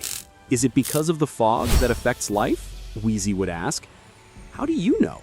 Bulma would ask. Because I can also see it here, and I know what it's about, Whis would say. I'll wake Beerus up and we'll go to Earth. Great, Bulma would say. Minutes later, Whis and Beerus would arrive on Earth. The god of destruction was still asleep as he left as soon as he woke up. Well, I hope it's something important. I'm very sleepy, Beerus would say. Oh, Beerus, you don't remember anything I told you, Whis would say. Well, of course not. I told you I was sleeping on the way, Whis would say, and then he would whisper. Whis, please tell us what's going on, Bulma would ask. It turns out that it seems that the god of death is in his last moments, Whis would explain. God of death? Goku would say, confused. I didn't know that existed. Well, yes, Whis would say. In each universe, there is a god of creation and a god of destruction. But without life and without death, nothing would make sense. Wait, wouldn't that be a god of life? Goku would ask. Death is what makes the living alive. Without it, there is no life, Whis would say. That's how life exists. If there was no death, nothing would be alive, Whis would say. Hey, I see you very calm.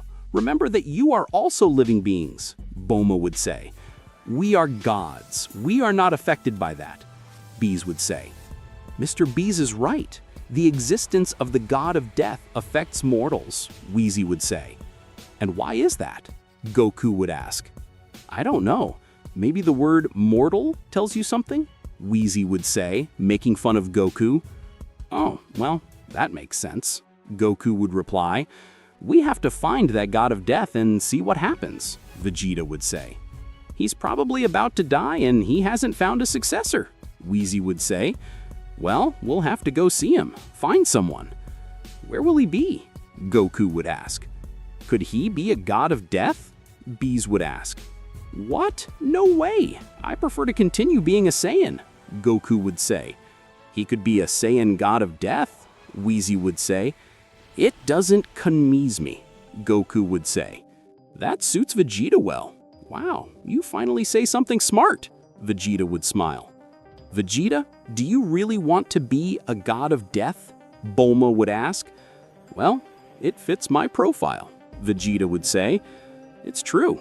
With how bitter you are, to death, it won't mean anything to you. Hey, show some respect, Vegeta would say, annoyed. Don't stress yourself, or you could die, Goku would make fun of him. Mr. Goku, this isn't the time for jokes, Whis would say. Life can stop existing the way you know it if you don't do something, Whis would say, seriously. Oh, I'm sorry, I didn't mean to take it so lightly, Goku would say. Could you go look for that god of death? Bulma impatiently would ask. Well, we'd have to go to hell, Whis would say. Surely the god of death must be there, because that's where his temple is. Goku and Vegeta would be taken to hell by Whis and Whis, and in search of the god of death, Goku would start coughing. Vegeta would be sleepy. "I don't feel well," Goku would say. "To be honest, neither do I," Vegeta would say.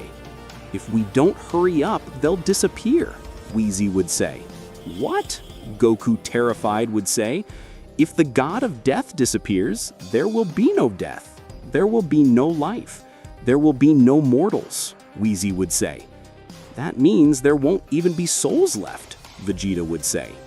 "He's right, I don't feel well." "I see he's more attentive than Mr. Goku," Whis would say. "See, you're for nothing," Vegeta would say. A few minutes later, our friends would arrive at Hell, precisely at the temple of the god of death. "Here it is," Whis would point to the temple. "It's been a long time since I've been here," Whis would say. "Do you already know the god of death?" Goku would ask. "Of course. When you have a problem with someone who unbalances hell, call me to destroy it," Whis would say. "One of the stories of the god of death is to avoid chaos in the world of the dead," Whis would say. "If the dead escape, chaos will be unleashed in the world of the living. It's like when Dr. Mascherito escaped from hell." "Who?" Whis would say. "It was the ghost he destroyed when he tasted that food on Earth." "Oh yeah, that one. I never knew how he escaped from hell. Honestly, it doesn't matter," Whis would say. Upon entering the temple, they would see the god of death lying on the ground. "It can't be! We're late!" Goku would say. "If we had arrived late, you wouldn't be here," Whis would say.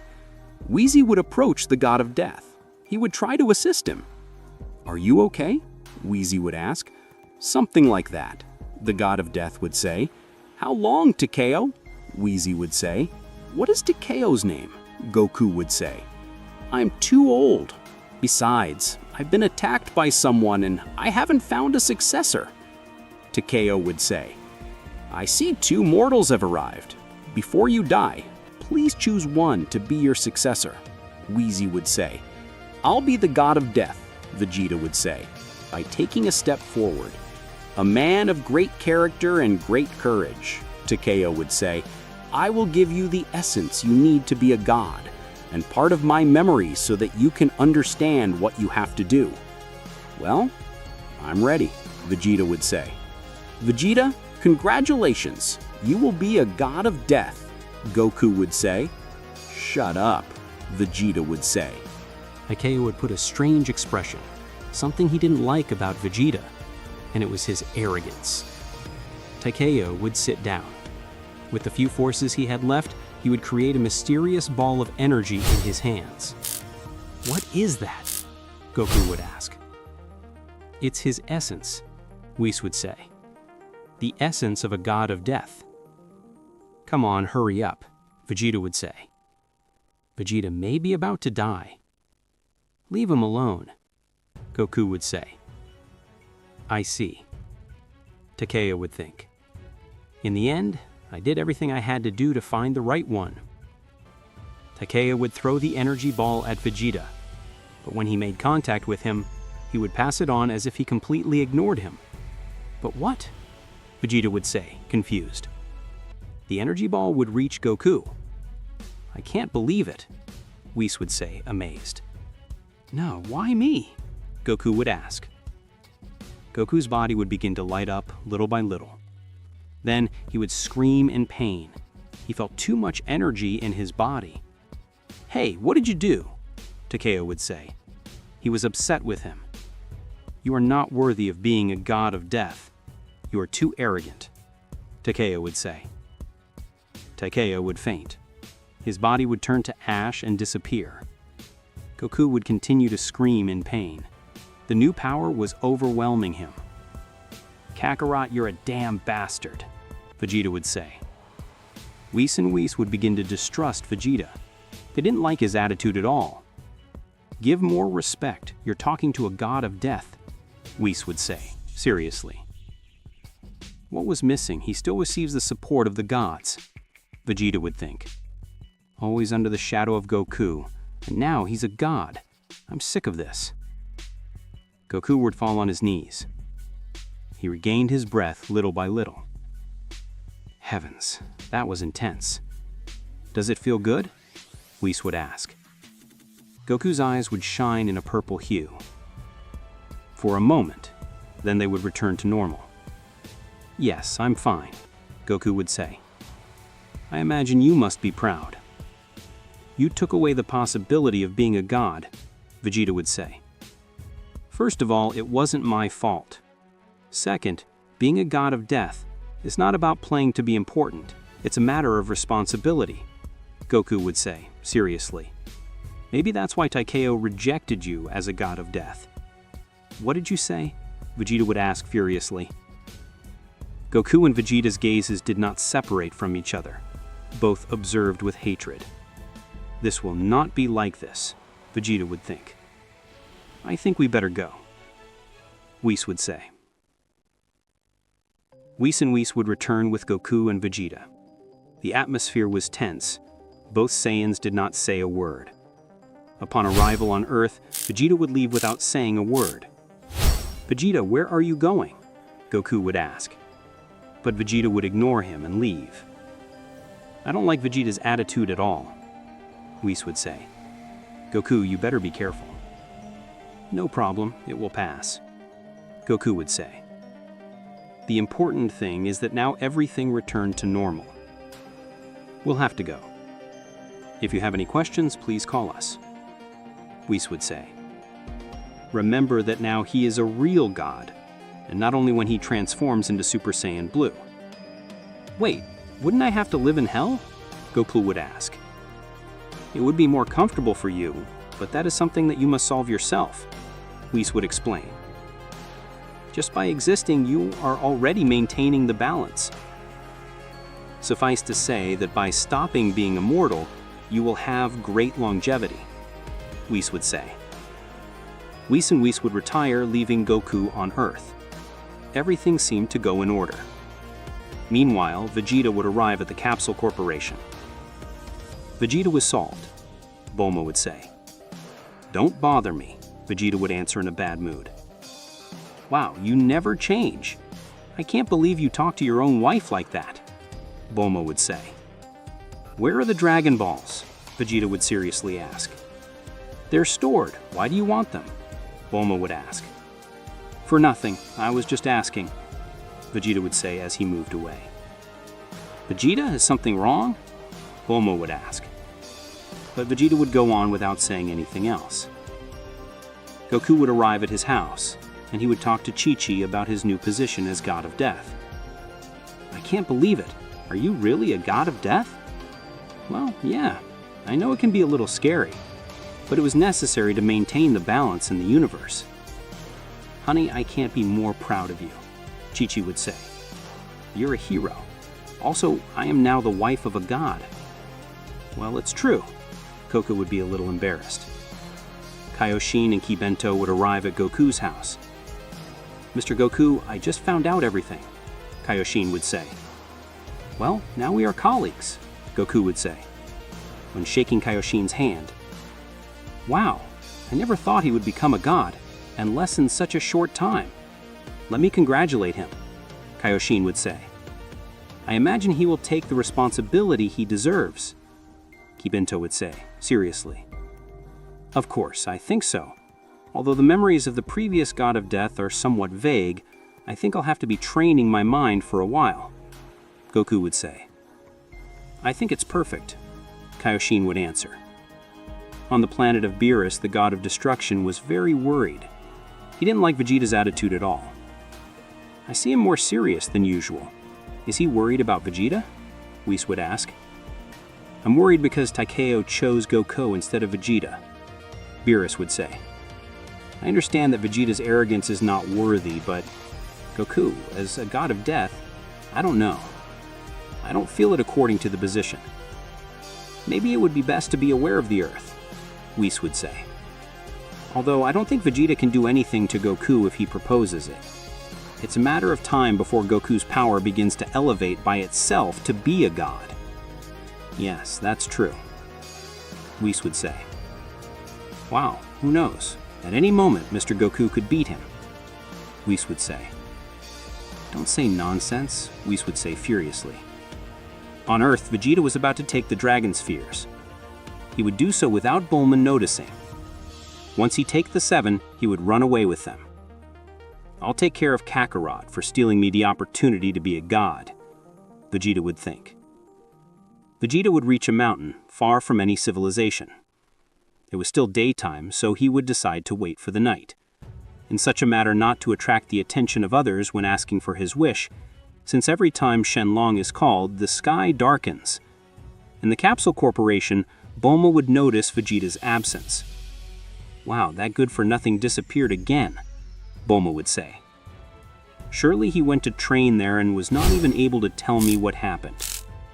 Surely he became a god of death and is eager to test his new powers. Goku was somewhere on Earth, far from everything. He was meditating to have more understanding of the memories that the previous god of death had left him. Now I can understand why Taikeo rejected Vegeta. The power of a god of death does not go in strength. It goes in the abilities that one acquires. Goku. Goku would hear Goku and Kaiosama's voice in his mind. Kaiosama, is everything okay? Goku would ask. You have to come right now, Kaiosama would say. Goku would say another moment. Kaiosama's planet would arrive. Oh my god, Kaiosama would say, terrified. When I meant that you should come, I didn't think you would do it literally. Yes, I'm sorry. The previous god of death knew how to do it, and now I do it as if I always knew how to do it, Goku would say. I imagine you are aware that now I am a god of death. Yes, of course I am aware. My position forces me to know everything that happens, Kaiosama would say. At least you are more attentive than the Kaioshin, Goku would say. Goku, this is serious. Something strange happens in hell, Kaiosama would say. Tell me, Goku would say. Some souls of hell are escaping to the world of the living, and others escape from their prisons and wander through hell, Kaiosama would say. I understand. I'll go there and solve it, Goku would say. Wait, you don't understand, Kaiosama would say. What happens? Goku would ask, confused. Let the souls escape from hell. While it is not something very easy to do, that desire is the most understandable. But let them escape from their prisons and stay wandering in hell. It is something very suspicious, Kaiosama would say. If you have the memories of the previous god of death, you should have it present. That means they are planning something. Thank you very much for the warning, Goku would say, and he would disappear from there. Wow, this Goku was still distracted, Kaiosama would say. Kaiosama? Goku would say when he arrived. Kaiosama would scream terrified. Goku, luckily I'm already dead. If not, you would have killed me with a heart attack, Kaiosama would say furious. That's what I came for, Goku would say with laughter. Goku would stretch his hand towards Kaiosama. The areola above his head would disappear. What? I'm alive? Kaiosama would say, amazed. Well, now that I am a god of death, I control life and death, Goku would say. I remembered that you were dead because of me, so I paid you the favor I owed you. Great! You don't know how much I appreciate it, Kaiosama would say happy. By the way, don't you forget something? Yes, it's true. Bubblies and Gregory would look out. They were also dead. Guys, I'll revive you too, Goku would say kindly. Goku would carry out the same process with both and revive them. Very well, my debt is paid, Goku would say and withdraw from there. Goku would go to visit Enma-Daio-sama. I wanted to talk to him. Hi, Enma, Goku would say when he arrived. What do you want? I'm busy, Daio-sama would say. Hey, have more respect. You are talking to the god of death, Goku would say. Yes, I already know. I am always aware of everything that happens in heaven and hell, Enma-Daio-sama would say. Well, if you know everything, who attacked Takeo? Goku would ask. I don't know, Enma-Daio-sama would say. Goku would get upset. A burst of ki Hisato lived in the temple of Mansa-Ja. Some papers of Enma-Daio-sama would fly out. Don't overdo it. You said you knew everything, Goku would say. Hey, be careful. Enmadayo-sama would say, it is supposed that you have the memories of Takyo. Look at his memories. The person who attacked Takyo did it from behind. He couldn't see it. Goku would say, I need answers. Well, find out. My job is to bring souls to heaven or hell. Yours is to be alive and eliminate the souls that escape the world of the living. Enmadayo-sama would answer in a bad mood. Whatever, Goku would say and leave. Goku would start going through hell. He was looking for answers. I understand that several beings are wandering around here. I imagine that the ogres must be in trouble, Goku would say. On Earth, Bulma would realize that the dragon spheres were not there. It can't be. Someone stole the dragon spheres? Bulma, terrified, would say, Mom, what is going on? Trunks would ask, seeing his mother worried. Someone stole the dragon spheres, Bulma explained. Then use the dragon's radar before you ask for a wish, Trunks would say. I already tried. Whatever. If he didn't use them, he has them locked somewhere where the radar can't detect them, Bulma would say. Bulma would be thoughtful for a moment. She would realize easily what was happening. Vegeta, Bulma furiously would say. Bulma would take a ship and leave on a trip in search of Vegeta, since it was more evident that he had stolen them. I can't believe that big fool took them without telling me anything. You'll see as soon as he sees him. He will know what awaits him, Bulma furiously would say. Vegeta was meditating. He had the dragon spheres covered in a box that protected them from being detected by any radar. It was already getting dark, but he still didn't decide what wish to ask. I took the dragon spheres to take revenge on Kakarot. But where is my pride if I use magical powers to fulfill my ambitions? Vegeta would ask. Although I would have to be the god of death, I'm not sure how right it is to ask a wish to change my position with Goku. Bulma managed to find Vegeta. There you are, big fool, Bulma would say while landing the ship. Damn it, the Mad One has arrived. Vegeta would say in a bad mood. Vegeta, what are you supposed to do? Bulma would ask. But Vegeta would completely ignore her. Hey, I'm talking to you. You can't be so rude to your own wife. Go away, I'm busy, Vegeta would say. I'm not going anywhere without you telling me what's going on, Bulma would say. If you now are a god of death, you have no right to take the dragon spheres without my permission, do you? I'm not a god of death, Vegeta would say. Wait, but if you're not, how did everything work out? Bulma would ask. Kakarot was chosen as the god of death, Vegeta would say. What? It can't be possible. I thought the position was for you. Bulma would say something sad. She was putting herself in Vegeta's place. Shut up! I don't need your pity, Vegeta would shout out loud. Vegeta, Bulma would say, trying to understand him. Bulma would sit next to Vegeta. She would be silent for a few minutes. Do you have a plan to use the dragon spheres? Bulma would ask. No, I still don't know what to do with them, Vegeta would answer more calmly. He seemed to calm down little by little. Well, it doesn't matter. Ask what you want. I'll support you, Bulma smiled. Meanwhile, Goku traveled to Hell in search of the souls that were free. He would find several members of Frieza's army causing chaos. It can't be. If it's not Frieza, it's his army, Goku would say in a bad mood. Frieza's men would see Goku. They would be terrified of his presence. That's the guy who defeated Frieza, one of the soldiers would say when he recognized him. Hey, can you explain what you're doing? Goku would ask in a bad mood. Attack! We're already dead. You can't do anything to us, another soldier would say. All the soldiers would throw themselves at Goku at the same time, but none of their attacks would do him the slightest damage. Stop trying. You just make me angrier with you, Goku would say seriously. But the soldiers didn't stop. Goku with a ki burst would drive away each of Frieza's soldiers. They would all fall to the ground, but they would throw themselves at him again.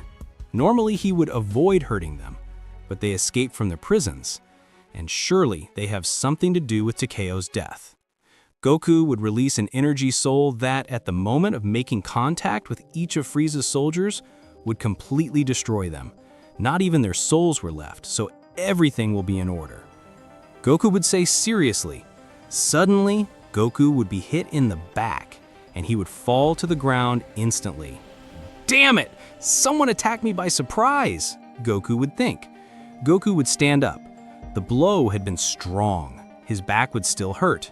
Where are you? Damn it! I know someone is here, but I can't feel anything. Damn it! Goku had been seriously injured. He could see the hand in his stomach. Goku would hold his wrist so not to lose the attacker. He could only realize that it was a red hand. Don't go anywhere, Goku would say after coughing blood. The hand would come out anyway. Goku would fall on his knees. He was agonizing. Goku would take his fingers to his forehead, and he would change position with teleportation just in time. A giant arm had infected the ground, right in the area where Goku was. Where did the arm come from? Goku would wonder. Goku would notice that the arm was born from a small portal. The arm would hurt, and the portal would close. Now I understand why you don't feel or what, Goku would think. Goku would watch everywhere. He didn't see anyone. Damn it, this wound is fatal, Goku would say. Goku would lose a lot of blood, but he would take courage not to let himself be defeated. Goku would take his hands to the wound. After concentrating energy on it, he should close the hole. Even so, he was in terrible condition. At least I stopped bleeding. But I need to heal this wound in a better way. A portal would open behind Goku. The red hand would come out again, but with a prepared ki ball. The ki ball would come out to say goodbye directly to Goku, but he would dodge it just in time. Although in the sudden movement, he would feel a strong stab in the area of the wound. There you are, Goku would say to throw a ray of ki to the hand, but it would hide in the portal. I have to get out of here, Goku would say. Goku would use teleportation to the planet of Kaio-sama. Goku, are you okay? Kaio-sama would ask. To be honest, I'm not okay at all, Goku would say. Goku would fall on the ground. He would lose consciousness. Hours later, Goku would finally wake up. What happened? Goku would ask. I have healed your wounds, Kaio-sama would say. You arrived at the right time. You lost a lot of blood. If you had closed the wound, you would have died. Oh, I appreciate it, Goku would say. If I didn't have the Takeo memories, I couldn't have closed it. If I had received the blow, being immortal, I would be dead. Goku, you'll have to open your eyes. Hell is even worse than before, and I haven't been able to see who the cause is, Kaio-sama would say. I managed to see it, Goku would say. Really? Kaio-sama would ask. Well, more or less, Goku would say. I managed to see a red hand and a giant arm. He moved his limbs through portals. That's why I couldn't feel his presence. Red hand. That sounds very strange, Kaio-sama would say, confused. After a few seconds, Kaio-sama would be terrified. Red hand, Kaio-sama would say. Yes, a red hand. What's up with that? Goku would ask. And you said he had an outstretched arm, Kaio-sama would say. Do you know who it is? Goku would ask. I hope I'm wrong, but if my suspicions are true, it's the demon Janemba, Kaio-sama would say, terrified. Janemba? Goku would ask. Janemba is a demon created from the accumulation of evil souls. It has the knowledge of millions of beings. That's what a great martial artist does, among other things, explained Kaio-sama. Now stop wasting time and look for the Kaioshin. Janemba is a threat. His existence distorts space and time and cancels the presence of a god of death. How does he cancel my presence? Asked Goku, terrified. It means that if Janemba returns, that there is a god of death and it will be in vain. Janemba causes the living to be dead and the dead to be alive at the same time, said Kaio-sama. Okay, I'll go with the Kaioshin and I'll take care of it. Goku would leave the teleportation and would reach the planet of Beerus. Mr. Goku, is something wrong? Whis would ask. Where is Beerus? Goku would ask. Sleeping nap, Whis said. Wake him up right now. His life is in danger. Goku said. Goku and the others would wake up Whis, although it would not be an easy task. After several attempts, the god of destruction would open his eyes. What are you doing interrupting the dream of a god of destruction? Whis said in a threatening way. Whis, stop fooling around. Your life is in danger, Goku said in a bad mood. What are you talking about? Whis would ask in a bad mood. Someone wants to kill the Kaioshin, Whis said, and it seems that it is the demon Yanimba. Yanimba? Whis said, terrified. How is it possible? It is supposed that he had been sealed in oblivion. Well, it turns out that wherever he is creating portals that allow him to attack, Goku said. They are small portals where he only takes out his limbs, but he almost managed to kill me with a fatal wound, and he managed to assassinate Kibito. I think it is more than clear that we must guard the Kaioshin if he wants to save his life, Whis said. Damn. Yanemba is an alpha-type demon. He cannot be destroyed with Hawkeye energy, Whis said. I'm sure it was Yanemba who killed Takeo, Goku said. His presence annuls the god of death. If he escapes, everything will be lost. There is one thing I can do, and I think more than one will benefit. On Earth, Vegeta had just arrived at the Capsule Corporation. Bulma was with him. Vegeta, take the decision you make. I will agree with you, Bulma said. Let's better keep the Dragon Balls. It was a stupid idea, Vegeta said seriously. Suddenly, the fog would begin to appear again, but this time thinner than the first time. What the hell? Bulma said. The grass would begin to wither slowly. Is Kakarot dead? Vegeta would ask. It cannot be Goku. He cannot be defeated as if nothing, Bulma said. Bulma would try to communicate with Chaco, but it would not succeed. Damn, good for nothing doesn't answer, Bulma, furious, said. Yanemba was somewhere in hell. He just managed to get out of his seal that kept him in prison for so many years. At last, after an eternity, I managed to escape, Yanemba said. The hell would begin to crumble little by little, only by the presence of Yanemba. That altered the balance. Yanemba materialized a sword. I would throw a punch in the air, creating a portal. When passing through it, I would reach some part of space. Conquest is the plan of the living, Yanemba said. I have to find Goku once and for all to be able to assassinate him and make me with the universe. On Earth, Goku and Will would arrive at the Capsule Corporation. The Kaioshin had remained in protection of Beans as a security measure, since if he died, Beans would inevitably do it. Vegeta, at last I find you, Goku said. Kakarot, Vegeta would ask confused. I thought you were dead. Everything is decaying, like when they hurt the god of the previous death. There are many things to explain to you. I do not have time, Goku said. I need to ask you a huge favor that only you can do. Do not do anything, Vegeta said. A demon that was sealed a long time ago escaped. His presence counteracts the god of death, as if there was not one, Whis said. Well, it was easier to explain than I thought, Goku said. Goku, then, all beings will disappear, even if you are the god of death, Bulma would ask, worried. No, I have an idea, Goku said. I need the Dragon Balls. How good we just have them together, Bulma said. Yanemba would come to Earth. Our friends would not take long to feel his presence. It cannot be, He came here, Goku said. There is no doubt. I've never seen it, but that dark presence cannot be from another person.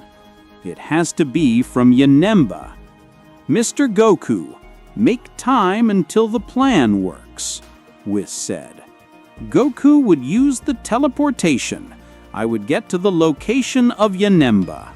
Hey, you must be Yanado, Goku said, until Yanemba interrupts him by holding him by the face. It's fast, Goku thought. Yanemba would stretch his arm. He would begin to drag Goku to the ground. I do not waste time with presentations. I came to exterminate you, Yanemba said. Goku would transform into Super Saiyan Blue, unleashing all his power. Now you will see, Goku said seriously. Goku would throw himself at Yanemba. He would arrive with a punch in his stomach. Yanemba would be hunched over, and that's when Goku takes advantage, and he would start hitting him over and over again. In a moment, Yanemba would unmask Elisa completely. Did I kill him? Goku would ask.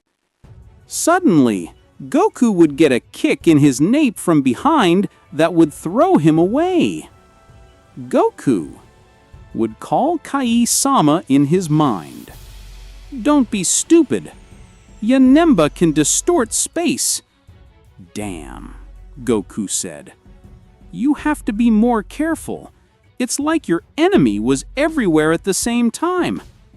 I warned Kai-sama. Yanemba would throw himself at Goku. I would start attacking him with his sword. Goku would move from side to side to dodge his attacks, but I could hardly counterattack given Yanemba's great speed. It's fast. I'm not fighting against someone normal, Goku said. Goku would manage to find an opening in Yanemba's guard. He would hit his face hard. Yanemba's head would turn 180 degrees. Damn, Goku said by impression. Yanemba would turn his head again as if nothing had happened. You are a very funny guy, Yanemba said. Yanemba would scream by raising his ki. A great aura of demonic energy would manifest around him. Damn, what are they waiting to use the Dragon Balls? Goku would ask. Bulma was desperate looking for a Dragon Ball since she only had 6. It can't be that you lost a Dragon Ball. You are very distracted, Vegeta said furiously. If you hadn't stolen them, this wouldn't have happened. Bulma would be better to hurry, Whis warned. That demon is much stronger than Goku. If he continues this way, Goku will end up dying. Vegeta would be on his knees. Bulma would feel dizzy. Damn, the presence of Yanemba is getting stronger, Whis warned, somewhat worried. Goku would have problems resisting the fight. Yanemba was an enemy out of his imagination. Little by little, Yanemba would harshly punish Goku. Trees would lose their leaves little by little. Insects would die. All life was being lost. While in the beyond, everything was chaos. The dead would escape again to the world of the living. While Bulma kept looking for the Dragon Balls desperately. Here is the radar, Vegeta said when he found it. Oh my God, why did you leave it so far? Bulma would ask furiously. Shut up! We have to find the Dragon Balls as soon as possible, Vegeta said. Wow, they're making me nervous with so much fuss, Whis said. Whis, stop fooling around! We're the ones who have to do something, Bulma furiously said. Whis would hit the ground with his staff. The Dragon Balls would look at him. Whis, "Why didn't you say before that you could do that?" Bulma would ask. "They never asked me," Whis said. "Remember that I am an impartial being. Bulma, there is no time. Make a wish while I go with Kakarot." Vegeta said, while he raised his ki to go flying. Vegeta would go on a trip to support Goku, although he felt quite tired by the presence of Janemba. "You're useless," Vegeta would ask. "Our fight is affecting the Earth." It was something to be expected, Goku said. Janemba would throw himself at Goku and Vegeta. Vegeta would put himself on guard, but Goku would hold him by the wrist. "What are you doing?" Vegeta would ask, disconcerted. "Just trust," Goku said. Goku would use the teleportation, reaching Janemba's swords. Janemba would hold Vegeta by the neck, and at that moment, Goku would use his teleportation again. But this time, he would go to hell. "What are we doing here?" Janemba would ask. "I thought we could fight here at ease." Goku smiled. Vegeta would get rid of Janemba. "Well, now we can fight without holding back," Vegeta said. "Vegeta, we were never holding back," Goku said. "Dumbass, our enemy didn't have to know that," Vegeta said, furious. Janemba would start laughing non-stop. "The only thing they can do is gain a few minutes of life," Janemba said. Vegeta would throw a ray from here to Janemba. But this disappearance would already be dematerializing. "How do you do that?" Vegeta would ask. "Janemba can distort space," Goku would explain. "Good time to tell me," Vegeta said.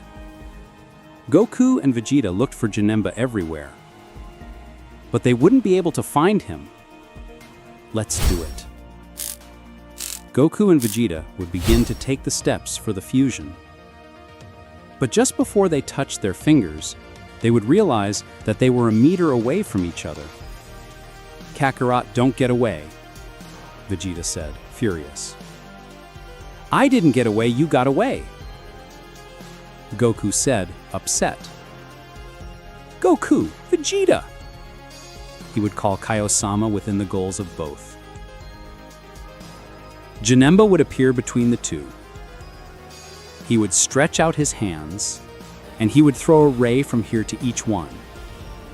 Goku and Vegeta would go far away. "What were you going to do?" Janemba would ask.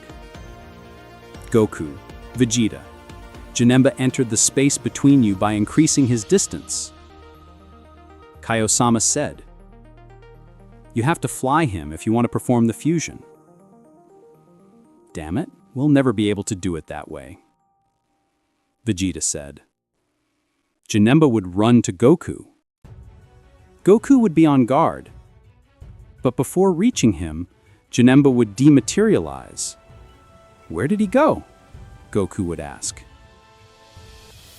Janemba would appear behind Vegeta, and he would hit him hard on the back. "Vegeta!" Goku would call, worried. Goku would try to help Vegeta, but Janemba would stand in front of Goku, and he would kick him hard in the stomach, while Goku had low guard. Janemba would hold Goku's neck with force. "I'll kill you," Janemba said. A ball of blood would hit Janemba, forcing him to release Goku. "You better calm down," Beerus said. "Beerus!" Goku said. "Quick, do the fusion. I'll distract him," Beerus said. "Vegeta, it's our chance," Goku said. "I won't let you," Janemba said, furious. Janemba would go straight to Goku, but Beerus would stand in the middle. Beerus would throw a ki beam towards Janemba, but this would create a gate in front of him. The ki beam would return Beerus. from another direction, damaging his shoulder. Beerus would hug Janemba. He was willing to stop everything. Goku and Vegeta. They would be able to do the fusion, thanks to the time that Beerus gave them. Janemba would hit Beerus's head, leaving him unconscious. "They did it!" Janemba said, furious. "Now you face Gogeta, the supreme god of death." Gogeta said, "By transforming into Super Saiyan Blue, you can't beat me." Janemba said, "By throwing himself towards Gogeta, Janemba's attacks would be useless. You're too weak for me." Gogeta said, Gogeta would hit Janemba's stomach. Janemba would pierce his stomach from side to side. Then, with an explosion from the inside, Janemba would be seriously injured. Half of Janemba's body was what was left. But even so, he would recover instantly. Then Janemba would start laughing non-stop. "Why are you laughing so much?" Gogeta would seriously ask. "You don't understand. Doing the fusion was what I wanted." Janemba said, "Now you fell into my trap." Janemba would start laughing in an evil way. What could happen now that Gogeta will face Janemba? Will Gogeta be able to defeat the demon? And also, what does Janemba mean with the fact that he wanted Goku and Vegeta to merge? All that we will know in the next part of this theory. And well, friends, I hope you liked the compilation movie. Remember that if you want to see more parts, other movies, and more compilations, this video has to reach 100 likes, many comments, and subscribe for more theories. See you in the next spot.